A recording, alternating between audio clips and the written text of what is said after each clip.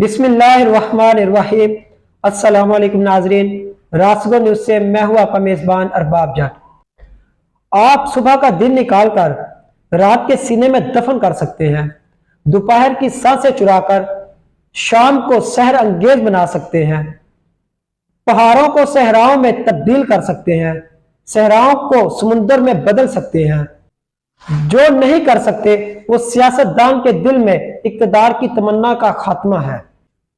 शबाब से बिछड़ा हुआ हर शख्स अपने शबाब की दुनिया में लौट जाने का आरज़ूमंद होता है। इसी तरह इन दिनों में मियां नवाज शरीफ के मन में भी ऐसी ही हसरतें मचल रही हैं। इन पर लंदन की तमाम तर रनाइयां और लुताफतें जलवागर हैं। वो माजी में सांसें ले रहे हैं। क्यों? हुक्मरानी की लत वाकई में सबसे बड़ी लत है और हुकूमत करने का नशा सबसे बड़ा नशा।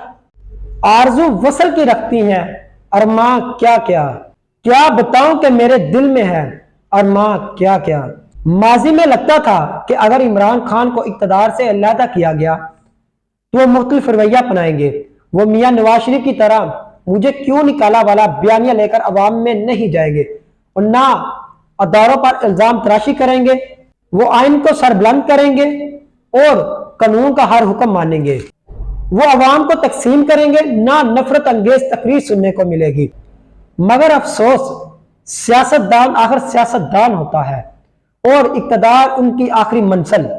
अगर हालात का जबर किसी सियासतदान को उसके इक़्तिदार से अलहदा कर दे तो वो पलट कर वार जरूर करता है और इस कोशिश में मुल्की मफादात पे ज़ब्त आए या अवामी तरजीहात को ज़रब लगे, इससे उसे फर्क नहीं पड़ता। वो माजी में जीने लगता है और हालात को मजीद मुश्किल बना लेता है। इस वक्त वतन अजीज के जो हालात हैं, ऐसे लगता है कि मियां नवाज शरीफ से भी इमरान खान 2 हाथ आगे है। उनको यह बात परेशान कर रही है कि अदारे न्यूट्रल क्यों हैं, इनकी मदद को कोई क्यों नहीं आ रहा। यही वजह है कि वो कभी अमेरिका को मुर्दे इल्जाम ठहराते हैं तो कभी अदारों को, कभी हुक्मरान इत्तेहाद पर तनकीद करते हैं, कभी अदलिया का रुख करने की बात करते हैं और कभी इलेक्शन कमीशन को इम्तिहान में डाल देते हैं। कभी शहर शहर में जलसे करते हैं तो कभी इस्लामाबाद की तरफ लॉन्ग मार्च। मगर अफसोस कि पीटीआई रहनुमाओं को यह इदराक ही नहीं कि इनकी हुकूमत को एक आईनी तरीके से खत्म किया गया, किसी गैर आईनी रविश से नहीं। वो ये एहसास भी नहीं कर रहे कि इनके इक़्तिदार को वापस लौटने की ख्वाहिश से मुल्क में सियासी अदम इस्तेहकाम बढ़ रहा है, जो मुल्क की माईशत के लिए जहर कातिल है। कोई अपने हाथों से अपने आशियाने को नजर आतश कैसे कर सकता है? पतझड़ जो बाग उजारे वो बागे बहार कहलाए, जो बाग बहार में उजरे उसे कौन खिलाए। आजादी मार्च की नाकामी के बाद हुकूमत के एतमाद में इजाफा हुआ है और तहरीक इंसाफ का यकीन मतजलजल होता दिखाई देता है। अब कैसे रियासत को ब्लैकमेल कर सकते हैं? हर 2-3 साल बाद इलेक्शन करवाना कोई मजाक नहीं। इलेक्शन में अरबों रुपए का खर्चा आता है जो अवाम की जेब से जाता है। आइन में हुकूमत को घर बेचने के 2 ही तरीके हैं। एक, वजीर आजम खुद असम्बलियां तोड़ दें। दूसरा, वजीर आजम के खिलाफ तहरीक अदम एतमाद को कामयाब करना है। अगर आप ये समझते हैं कि धरने देकर हुकूमत को खत्म किया जा सकता है तो ये किसी किताब में नहीं लिखा। आपको अपना ये अबहम खत्म करना होगा। आप खुद फैसला कर लें। जब किसी जमात या ग्रोह के मुतालबात गैर आईनी होंगे तो इन्हें अदारे कैसे सपोर्ट करेंगे? पंजाब की बात तो छोड़ें, केपीके ने भी आपको वो सपोर्ट नहीं दी जिसकी आपने तवक्को कर रखी थी। पंजाब और इस्लामाबाद में पुलिस ने जो कुछ किया, कुछ हल्के इसे रियासत की रिट के लिए जरूरी करार दे रहे हैं, लेकिन पीटीआई मुसलसल इन पर तनकीद कर रही है। मगर पंजाब पुलिस से यही काम इमरान हुकूमत ने भी लिया था जब तहरीक लब्बैक धरनों की सियासत कर रही थी। उस वक्त उन धरनों को रियासत को ब्लैकमेल करने के मुतरादिफ करार दिया जा रहा था। अगर उस वक्त हुकूमत की पॉलिसी ठीक तो अब गलत कैसे हो गई?